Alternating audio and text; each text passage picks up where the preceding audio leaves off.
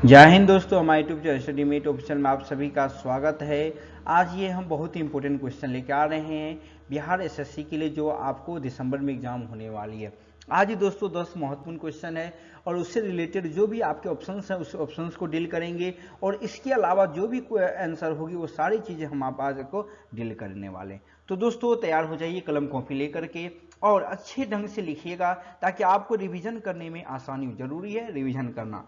तो दोस्तों अगर आप नए हैं तो प्लीज़ हमारे चैनल को सब्सक्राइब कीजिए, लाइक कीजिए और ज़्यादा से ज़्यादा शेयर कीजिए। तो चलिए दोस्तों आज के पहले क्वेश्चन की ओर बढ़ते हैं। हमारा पहला क्वेश्चन जो है वह है बंगाल विभाजन जो 1905 ईस्वी में हुआ था, है ना, किस ब्रिटिश वायसराय के शासनकाल में हुआ था। ये जो बंगाल विभाजन की अगर हम बात करें दोस्तों, तो आखिर बंगाल विभाजन के पीछे मकसद क्या थी अंग्रेजों की, है ना, ये समझना जरूरी होगा, तब जाके बंगाल विभाजन आप अच्छे से समझ पाएंगे। तो अगर हम बंगाल विभाजन की बात करें तो बंगाल विभाजन के पीछे कर्जन का एक ही मकसद था कि वह हिंदू और मुस्लिम यानी दो जो धर्म थे इसको ये तोड़ना चाहते थे। यानी हिंदू मुस्लिम जो दो धर्म थे इनको ये लोग क्या करना चाहते थे, अलग अलग करना चाहते, ताकि जो इनके बीच जो एकता है उस एकता को नष्ट करके ही हम अंग्रेजी शासन को बहुत दिनों तक चला सकते हैं, ये मानना था कर्जन का।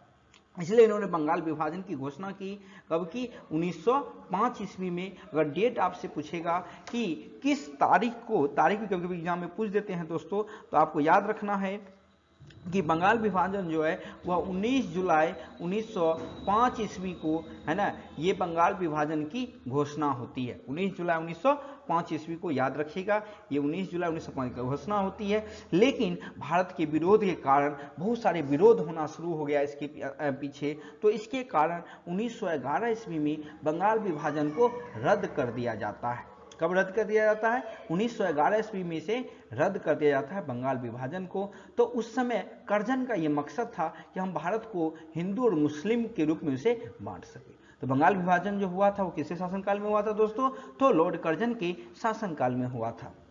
अगर हम डलहौजी की बात करें तो डलहौजी की भी एक नीति थी जिसको आपको पता होगा, राज हड़प नीति।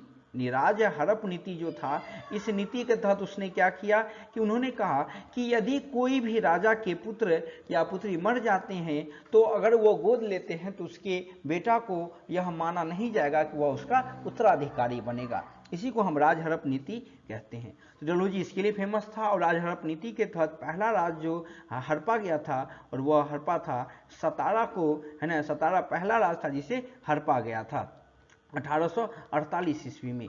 इस बार क्वेश्चन पूछा गया था कि सतारा नहीं पूछा था, इस बार अवध को पूछा गया था कि अवध को कब हड़पा था, है डलहौजी ने। तो अवध को याद रखिएगा 1856 ईस्वी में, है ना, अवध को राज हड़प नीति के तहत क्या कर दिया गया था, हड़प लिया गया था।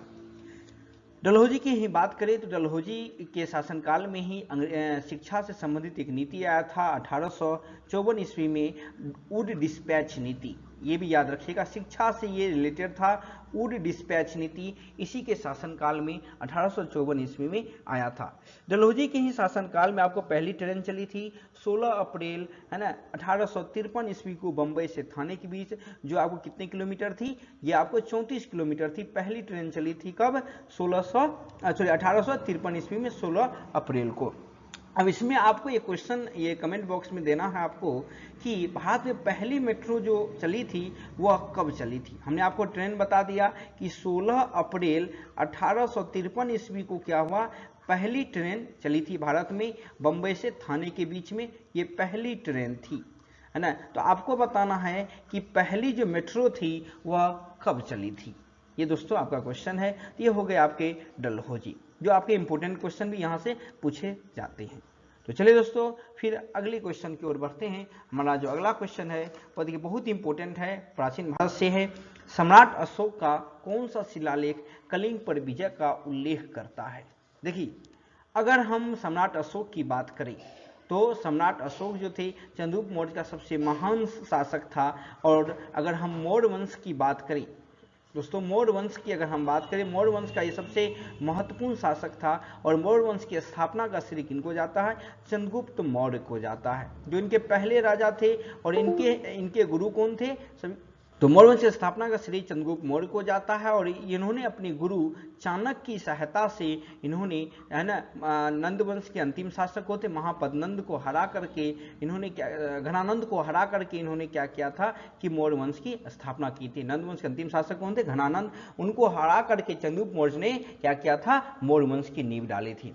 अगर हम अशोक की बात करें तो अशोक की अगर हम बात करें तो ये क्वेश्चन है कि कलिंग विजय जो हुआ था, कलिंग किसको कहते हैं? आज की जो उड़ीसा अगर आप देखेंगे उसी को हम कलिंग कहते हैं।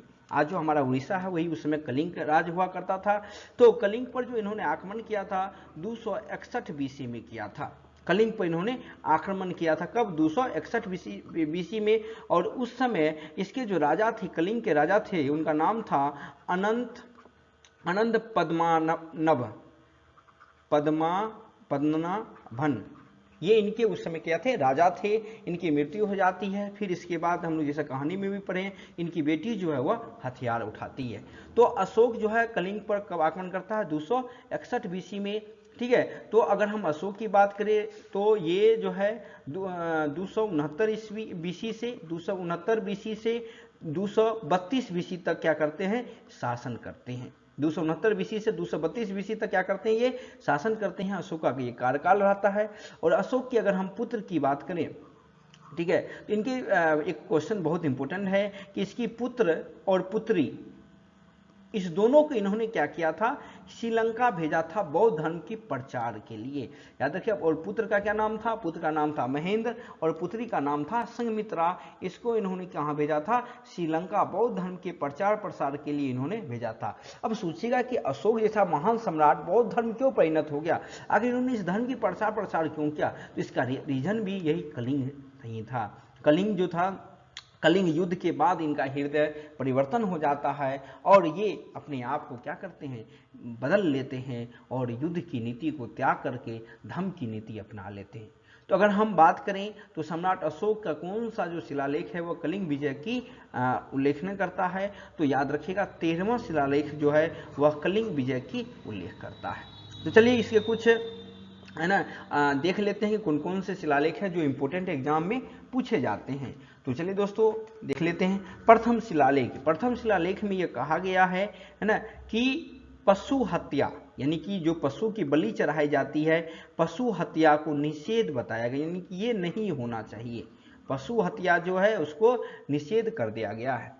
अगर हम द्वितीय शिलालेख की बात करें, द्वितीय शिलालेख में बहुत सारी बातें कही गई है। तो उसमें इंपॉर्टेंट है कल्याणकारी नीति को इन्होंने अपनाया कि अब ऐसी नीति लाया जाए जिससे कि क्या हो, कि कल्याण हो किसी की, है ना, कल्याणकारी नीति को अपनाया गया। दूसरा इन्होंने कहा कि अब पड़ोसी राज के बारे में भी इसी द्वितीय शिलालेख में चर्चा किया गया है। तीसरी अगर हम बात करें, इन्होंने कहा है कि इन्होंने द्वितीय शिलालेख में इन्होंने हमें जो मिला है वो मिला है कि मानव एवं पशु, है ना, दोनों के लिए चिकित्सा की व्यवस्था की गई है। दोनों के लिए किसकी व्यवस्था की गई है? चिकित्सा। ये भी इंपॉर्टेंट क्वेश्चन है, ये भी आपको ध्यान रखनी है। अगर हम तृतीय शिलालेख की बात करें तो तृतीय शिलालेख में राजकों की नियुक्ति की गई है। आप पूछेगा कि सर ये राजकों क्या होता है? राजकों की नियुक्ति की गई है तृतीय शिलालेख में। अब ये राजुक क्या होते थे? राजुक जो होते थे एक जिला का अधिकारी होता था, ये, है ना, जिला का क्या होता था? ये जिला का अधिकारी होता था। कौन? राजुक। याद रखिएगा, जिला का कौन होता था? ये अधिकारी होता था। इसकी नियुक्ति की बात तृतीय शिलालेख में की गई है। और भी शिलालेख चलिए दोस्तों देख लेते हैं। पांचवें शिलालेख की अगर हम बात करें तो पांचवें शिलालेख में आपको चर्चा किसकी गई है? महामात्र की नियुक्ति की गई है। यहाँ महामात्र, वहाँ राजुक, और यहाँ महामात्र की जो है वह नियुक्ति की गई है। किसमें? पांचवें शिलालेख में। अब महामात्र क्या होता था? महामात्र जो होते थे वह, है ना, धर्म को प्रचार प्रसार करने के लिए महामात्र की नियुक्ति होती थी कि धर्म को आगे बढ़ाया जाए, उसके लिए इनको नियुक्ति होती थी। और दूसरा इसका काम होता था कैदियों को मुक्त करना। महामात्र का दूसरा काम क्या होता था? कैदियों को मुक्त करना। अगर हम इसके 12वें शिलालेख की बात करें तो 12वें शिलालेख में धार्मिक सहिष्णुता, है ना, यानी धर्म की जो बातें हैं, धार्मिक सहिष्णुता की चर्चा की गई है ना। इसमें 12वां शिलालेख में जो है धार्मिक सहिष्णुता, है ना, इसकी चर्चा की गई है। अगर हम 13वें शिलालेख की बात करें तो 13वें शिलालेख में ही कलिंग विजय की चर्चा की गई है ना। कलिंग विजय यानी कलिंग पर जो इन्होंने आक्रमण किया था उसकी चर्चा की गई है। और इन्होंने ही 13वें शिलालेख में इन्होंने कहा कि मेरे जनता जो है वो मेरे पुत्र के समान है। मेरे जो समस्त जनता है वह क्या है, मेरे समस्त जनता जो है वह मेरे पुत्र के समान है। इसमें इन्होंने चर्चा की है, किसमें, 13वें शिलालेख में। ये अशोक के बारे में है ना। जो बातें कही गई है वो इम्पोर्टेंट है और ये हम लोगों को जानना भी जरूरी है। तो चलिए दोस्तों अगले क्वेश्चन की ओर बढ़ते हैं। हमारा अगला क्वेश्चन है, भारतीय संविधान के किस अनुच्छेद के तहत उपराष्ट्रपति का चुनाव होता है। यानी कि जो भारतीय उपराष्ट्रपति होते हैं वह किसके अनुच्छेद के तहत उसका चुनाव होता है। तो अगर हम उपराष्ट्रपति की बात करें तो चलिए पहले उपराष्ट्रपति के बारे में थोड़ी सी जानकारी ले लेते हैं। उपराष्ट्रपति जो होता है वो राज्यसभा का पदेन सभापति होता है, ये याद रखिएगा। उपराष्ट्रपति जो होता है वो राज्यसभा का पदेन सभापति होता है, ये भी आपको याद रखने की जरूरत है, जो इम्पोर्टेंट है ना। उपराष्ट्रपति के संबंधित जो जैसे अभी उपराष्ट्रपति अभी कौन है, हमारे देश के जो उपराष्ट्रपति हैं जो राज्यसभा के सभापति भी है। वर्तमान जो हमारे देश के उपराष्ट्रपति है वो कौन है, जगदीप धनखड़, है ना, ये याद रखिएगा। जगदीप धनखड़ जो है ये हमारे वर्तमान में क्या है, उपराष्ट्रपति है। तो उपराष्ट्रपति की जो चर्चा की गई है कि उसके उपराष्ट्रपति का जो चुनाव की चर्चा है वो अनुच्छेद 66 में की गई है। अनुच्छेद 66 में राष्ट्रपति के उपराष्ट्रपति के चुनाव की चर्चा की गई है। अगर हम अनुच्छेद 54 की बात करें तो अनुच्छेद 54 में राष्ट्रपति के निर्वाचन में कौन कौन भाग ले सकता है इसकी चर्चा है। राष्ट्रपति के निर्वाचन में कौन कौन भाग लेगा इसकी चर्चा किसमें है, 54 में है। ये भी याद रखना जरूरत है, निर्वाचन में कौन कौन भाग लेगा इसकी चर्चा की गई है अनुच्छेद 54 में। अनुच्छेद 63 की अगर हम बात करें तो अनुच्छेद 63 में है ना, भारत का एक उपराष्ट्रपति होगा, यानी भारत का क्या होगा, एक उपराष्ट्रपति होगा, भारत का एक उपराष्ट्रपति होगा। इसकी चर्चा अनुच्छेद किसमें है, 63 में है। अगर 63 की बात करें तो भारत का एक उपराष्ट्रपति होगा, इसकी चर्चा हमारे अनुच्छेद 63 में है। अगर अनुच्छेद 74 की अगर हम बात करें तो राष्ट्रपति को सहायता देने के लिए, है ना, राष्ट्रपति की सहायता करने के लिए, है ना, या सलाह देने के लिए प्रधानमंत्री के साथ एक मंत्री परिषद होगा। राष्ट्रपति की सलाह देने के लिए, है ना, या उसकी सहायता करने के लिए एक प्रधानमंत्री के साथ जो है उसकी क्या होगी, मंत्री परिषद होगी।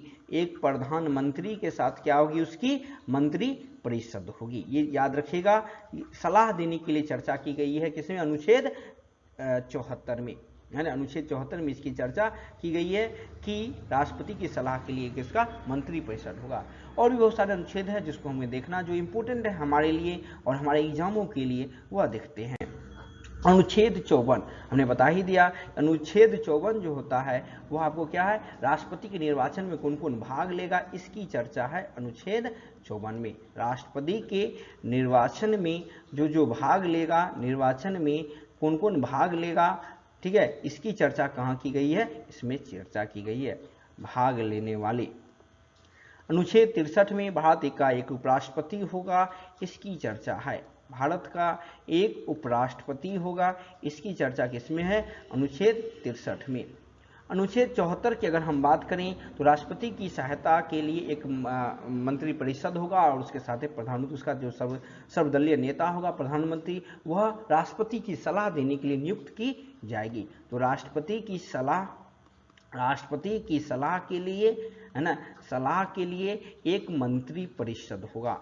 एक क्या होगा, एक मंत्री परिषद होगा, किसके साथ, प्रधानमंत्री के साथ। इसकी चर्चा अनुच्छेद 74 में की गई है।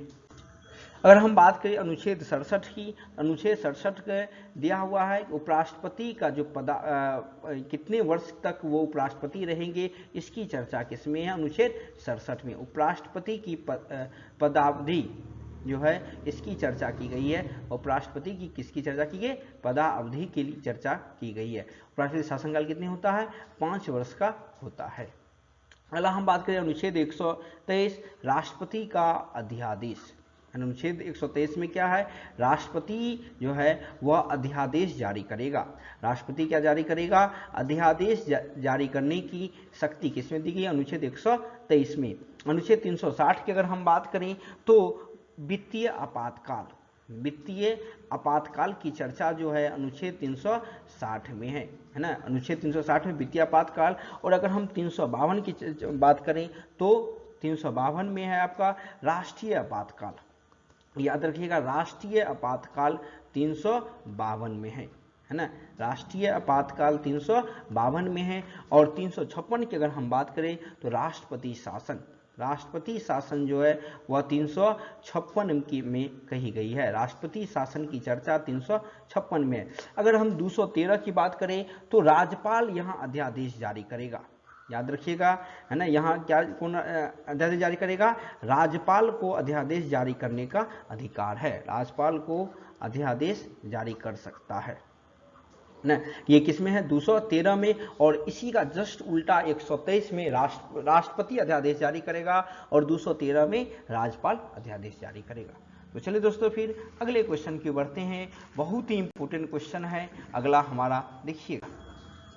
2012 का साहित्य का नोबेल पुरस्कार किसे दिया गया। ये नोबेल पुरस्कार है इस बार जो प्रदान की गई है, बहुत ही इंपॉर्टेंट है दोस्तों, याद जरूर कीजिएगा, बहुत ही इंपॉर्टेंट है। 2022 का जो साहित्य का नोबेल पुरस्कार है वह एनी और नॉक्स को दिया गया है, बहुत ही इंपॉर्टेंट है। अब बाकी 3 ऑप्शन की अगर हम बात करें, ब्लाटस्की मेमोरियल मानव अधिकार संगठन, ब्लाटस्की मेमोरियल मानव संगठन को है ना शांति के क्षेत्र में नोबेल पुरस्कार देने की घोषणा की गई है। शांति के क्षेत्र यानी पीस के क्षेत्र में इस तीनों को है ना शांति के क्षेत्र में नोबेल पुरस्कार देने की बात की गई है।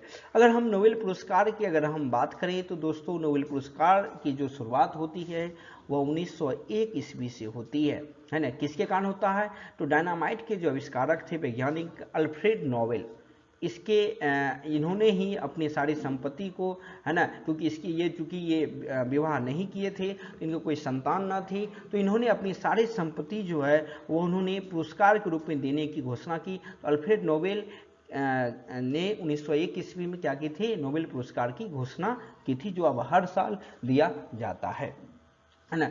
तो ये अल्फ्रेड नोबेल जो है ये डायनामाइट के आविष्कार किए थे, डायनामाइट का इन्होंने ही आविष्कार किया था। अगर हम बात करें तो पहले ये सिर्फ 5 क्षेत्र में दिया जाता था, ठीक है। कौन कौन से क्षेत्र आपके 3, एक फिजिक्स हो गया, एक केमिस्ट्री हो गया, एक रसायन क्षेत्र, सॉरी औषधि क्षेत्र जिसको मेडिसिन के क्षेत्र कहते हैं, 3 क्षेत्र वहाँ हो गए। चौथा साहित्य के क्षेत्र में और 5वां शांति, यानी पहले सिर्फ 5 क्षेत्र में दिया जाता था। लेकिन 1969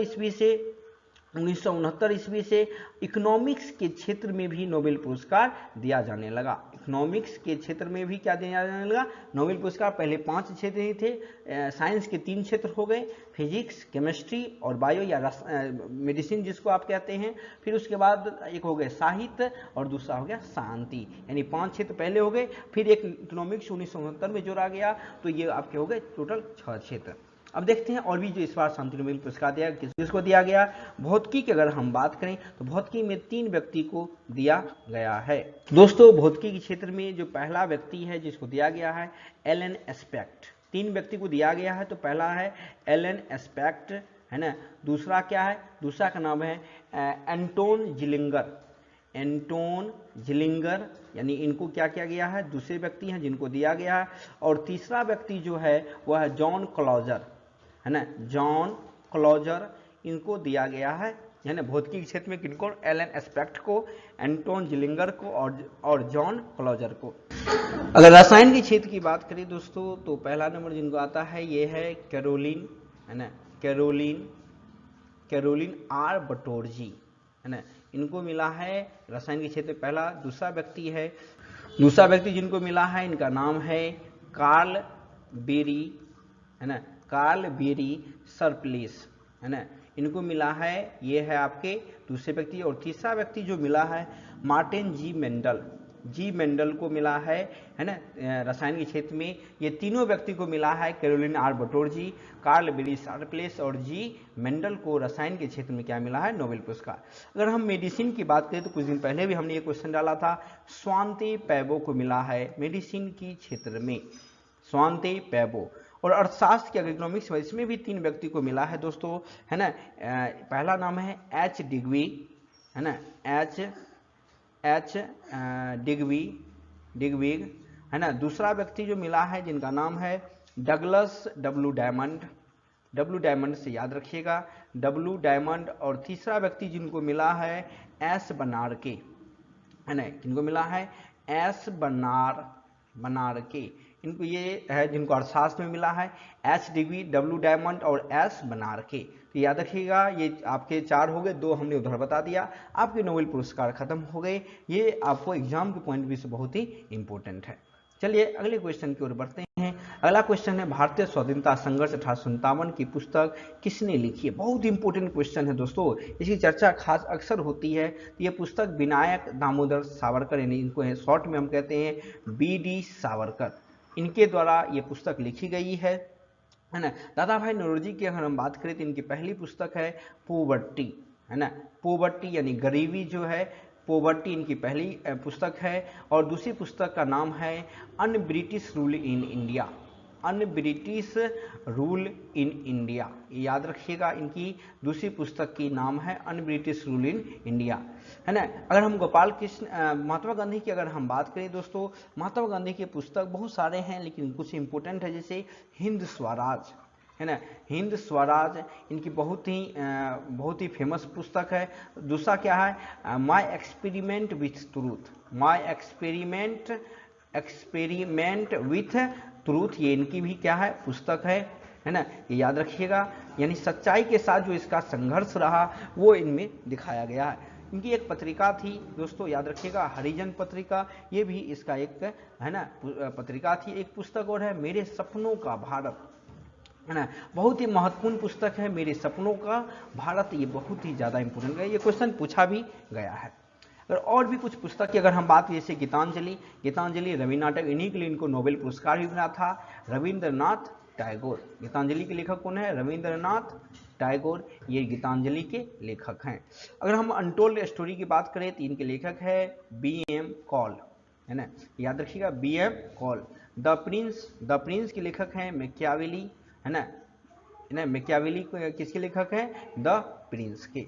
अगर हम अभ्युदय की बात करें तो अभ्युदय के लेखक है मदन मोहन मालवीय। इनकी एक और पत्रिका थी जिनका नाम था हिंदुस्तान, ये भी याद रखिएगा, हिंदुस्तान भी इन्हीं की पत्रिका थी। आगे देखिए अगर नेशन की बात करें तो नेशन जो है ये है गोपाल कृष्ण गोखले, बहुत ही इंपॉर्टेंट पत्रिका है गोपाल कृष्ण गोखले, इनकी ये पत्रिका थी, है ना, नेशन। नवजीवन महात्मा गांधी की पुस्तक है, महात्मा गांधी की है ना, ये पत्रिका भी है महात्मा गांधी की। और एक और पत्रिका याद रखिएगा यंग इंडिया, ये भी महात्मा गांधी की ही पत्रिका है। संवाद कौमुदी, ये पत्रिका है राजा राम मोहन राय, जो सती प्रथा के अंत में बहुत ही ज़्यादा इनका योगदान था, राजा राम मोहन राय का। इंडियन स्ट्रगल, ये है आपके सुभाष चंद्र बोस, है ना, SC बोस, सुभाष चंद्र बोस जो है इनकी पुस्तक है इंडियन स्ट्रगल। तो चलिए दोस्तों फिर अगले क्वेश्चन की ओर बढ़ते हैं। हमारा अगला क्वेश्चन है बिहार में प्रसिद्ध गर्म जल कुंड कहाँ पाए जाते हैं, है ना। ऑप्शन है आपके ये दोस्तों मुंगेर है ना, राजगीर, मुंगेर, गया, इनमें से सभी। तो दोस्तों गर्म जलकुंड जो है ये तीनों में पाए जाते हैं, राजगीर, मुंगेर और गया, तीनों में ये पाया जाता है। तो दोस्तों बिहार में जलकुंड कहाँ पाया जाता है, सभी तीनों जगह पाया जाता है, राजगीर, मुंगेर और गया, तीनों जगह पाया जाता है। तो चलिए दोस्तों फिर अगले क्वेश्चन पर बढ़ते हैं। हमारा अगला क्वेश्चन है मौलिक कर्तव्यों का प्रावधान किस देश के संविधान से लिया गया है। मौलिक कर्तव्य की अगर हम बात करें तो मौलिक कर्तव्य जो है ये सरदार स्वर्ण सिंह, यानी मौलिक कर्तव्य जो जोड़ा गया था वो कब जोड़ा गया था, सरदार स्वर्ण सिंह समिति के सिफारिश पर, स्वर्ण सिंह समिति थी, इसके सिफारिश पर, है ना, ये मौलिक कर्तव्य को भारत के संविधान में 42वां संविधान संशोधन, याद रखिएगा 42वां संविधान संशोधन 1976 ईस्वी में, है ना, मौलिक कर्तव्य को जोड़ा गया था। और टोटल मौलिक कर्तव्य जो है वो कितने हैं, 11 है इसकी जनसंख्या। अगर हम भारतीय संविधान की अगर बात करें तो भारतीय संविधान के, है ना, अनुच्छेद 51 क में, अनुच्छेद कितने 51 क में इसकी चर्चा है। और भाग की बात करें तो भाग 4 के क में मौलिक कर्तव्य की बात कही गई है। ये आपको याद रखना है दोस्तों, बहुत ही ज़्यादा इंपॉर्टेंट है। अगर हम जापान की बात करें तो जापान से क्या लिया गया है, तो जापान से लिया गया है विधि द्वारा स्थापित प्रक्रिया। विधि द्वारा स्थापित प्रक्रिया, ये कहाँ से लिया गया है, जापान से लिया गया है। अगर हम रूस की बात करें तो दोस्तों रूस से जो लिया गया है वो मौलिक कर्तव्य ही रूस से लिया गया है। ये इंपॉर्टेंट क्वेश्चन है आपके कि मौलिक कर्तव्य का प्रावधान किस देश के संविधान से लिया गया है, तो रूस। अगर हम कनाडा की बात करें तो कनाडा से आपको ये संघात्मक विशेषताएं है ना, संघात्मक विशेषताएं जो है ये आपको कहाँ से लिया गया है, आपको कनाडा से लिया गया है। जर्मनी के संविधान से अगर हम बात करें तो क्या लिया गया है, जर्मनी के संविधान से आपातकाल के दौरान जो राष्ट्रपति की मौलिक अधिकार है, आपातकाल के दौरान, ये याद रखिएगा, आपातकाल के दौरान जो राष्ट्रपति के मौलिक अधिकार है, आपातकाल के दौरान जो राष्ट्रपति के मौलिक अधिकार है वह लिया गया है यहाँ से। राष्ट्रपति के मौलिक अधिकार जो है वो कहाँ से लिया गया है, जर्मनी से लिया गया है ना दोस्तों। तो ये आपके हो गए, और कुछ भी और भी बहुत सारी बातें हैं जो आपको जाननी जरूरी है कि कौन सा चीज़ कहाँ से लिया गया हमारे संविधान में। तो चलिए दोस्तों, प्रस्तावना की अगर हम बात करें तो प्रस्तावना जो है वह कहाँ से लिया गया है ना, प्रस्तावना अमेरिका के संविधान से लिया गया है। और मौलिक अधिकार भी है ना किससे लिया गया, अमेरिका से लिया गया है। अगर हम बात करें संसाधनात्मक शासन प्रणाली, ये आपको ब्रिटेन से, क्योंकि ब्रिटेन में हमारी शासन व्यवस्था थी, ब्रिटेन हम पर शासन किया, इसलिए यहीं से ये लिया गया है। संविधान संशोधन की प्रक्रिया जो है ये आपको दक्षिण अफ्रीका से लिया गया है। अगर नीति निर्देशक तत्व की अगर हम बात करें तो नीति निर्देशक तत्व जो है ये आपको आयरलैंड से लिया गया है। तो आपको समझ में आ गई होगी ये सारी बातें। अब चलिए दोस्तों अगले क्वेश्चन की ओर बढ़ते हैं। अगला क्वेश्चन, निम्नलिखित कौन सा प्राथमिक क्षेत्र के अंतर्गत आता है ना दोस्तों। तो प्राथमिक क्षेत्र के अंतर्गत आप सभी को पता होगा प्राथमिक क्षेत्र अंतर्गत आते कौन कौन है, जिस चीज पर हम पर्यावरण पर निर्भर हो हम उसे प्राथमिक क्षेत्र कहते हैं। तो प्राथमिक क्षेत्र, इसमें पर्यावरण किस पर निर्भर है, हम कृषि पर, पशुपालन पर, मत्स्य पालन पर, है ना, खनन पर, ये सारी चीजें क्या है, प्राथमिक क्षेत्र हैं, है ना। अगर हम उद्योग की बात करें तो ये द्वितीय सेकेंडरी हो गया, और बीमा की बात करिए चूंकि सेवा क्षेत्र इसलिए थर्ड हो गया। तो द्वितीय क्षेत्र किसको कहते हैं, जो प्राथमिक क्षेत्र पर निर्भर होता है हम उसे द्वितीय क्षेत्र कहते हैं, है ना। और तृतीय क्षेत्र क्या हुआ, जो हम सेवा प्रदान करते हैं, जैसे बीमा हो गया, बैंकिंग सेवा हो गया, चिकित्सा हो गया, ये सब क्या है, सेवा है ना, इसलिए हम इसको तृतीय क्षेत्र कहते हैं। तो चलिए दोस्तों फिर अगले क्वेश्चन की बढ़ते हैं। अगला क्वेश्चन है, भारत चीन के बीच कौन सी रेखा है, बहुत इंपॉर्टेंट है दोस्तों। भारत और चीन के बीच दोस्तों मैकमोहन रेखा है। और रेड क्लिफ लाइन की बात करें तो इंडिया और पाकिस्तान, है ना। तो अब याद कैसे करेंगे इसको, भारत और पाकिस्तान के बीच हमेशा क्या रहता है, लाल रंग का खतरा रहता है, इसलिए हम इसको रेड क्लिफ लाइन कहते हैं। हिंडनबर्ग दोस्तों जर्मनी और पोलैंड के बीच है ना, जर्मनी और प्लस में पोलैंड के बीच हिंडनबर्ग है। मैगिनॉट की बात करें तो ये दोस्तों जर्मनी और फ्रांस के बीच है ना, जर्मनी और फ्रांस के बीच कौन सा है, मैगिनॉट है। और भी है जिसको हमें देखना चाहिए, चलिए दोस्तों उसको देख लेते हैं कौन कौन सी और रेखाएं हैं। डुरंड रेखा, डुरंड रेखा की बात करें दोस्तों तो ये हो गया आपके पाकिस्तान और अफगानिस्तान, यानी पाक और AFC यानी अफगानिस्तान। अगर दोस्तों मैन रहीम रेखा की बात करें तो ये है आपके रूस प्लस में फिनलैंड के बीच, है ना, रूस और फिनलैंड के बीच क्या है, मैन रहीम है। अगर हम 49वीं समांतर रेखा की बात करें तो ये आपके USA प्लस में कनाडा, है ना, कनाडा के बीच है, USA और कनाडा के बीच। 38वीं अगर हम बात करें तो ये दोनों कोरिया यानी नॉर्थ कोरिया और साउथ कोरिया के बीच है ना, नॉर्थ कोरिया और साउथ कोरिया के बीच कौन सा है, ये 38वीं समांतर रेखा है।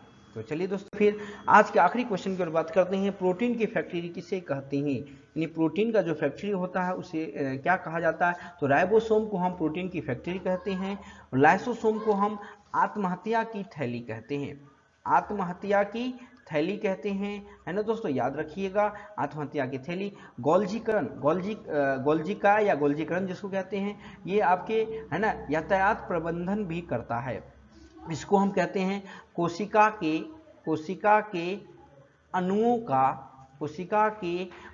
का यातायात प्रबंधन है ना, यातायात प्रबंधन इसे कहा जाता है ना दोस्तों, याद रखिएगा प्रबंधन। माइटोकॉन्ड्रिया की बात करें तो ये कोशिका का शक्ति केंद्र है ना, सारी एनर्जी जो है वह यहीं स्टोर रहती है, इसलिए हम इसे कोशिका का शक्ति केंद्र भी कहते हैं। ये याद रखिएगा, ये सारे पॉइंट आपके इंपॉर्टेंट है एग्जाम पॉइंट ऑफ व्यू से। तो दोस्तों आज के लिए इतना ही, आपके लिए 10 इंपॉर्टेंट क्वेश्चन लेकर आए थे जो आपके लिए बहुत ही ज़्यादा इंपॉर्टेंट थी। कैसी लगी आप कमेंट बॉक्स में जरूर बताइएगा। इसी तरह आप अपना प्यार देते रहिए और हम आपके लिए इतनी ही मेहनत करते रहेंगे। तो दोस्तों मिलते हैं अगली वीडियो में, तब तक के लिए जय हिंद।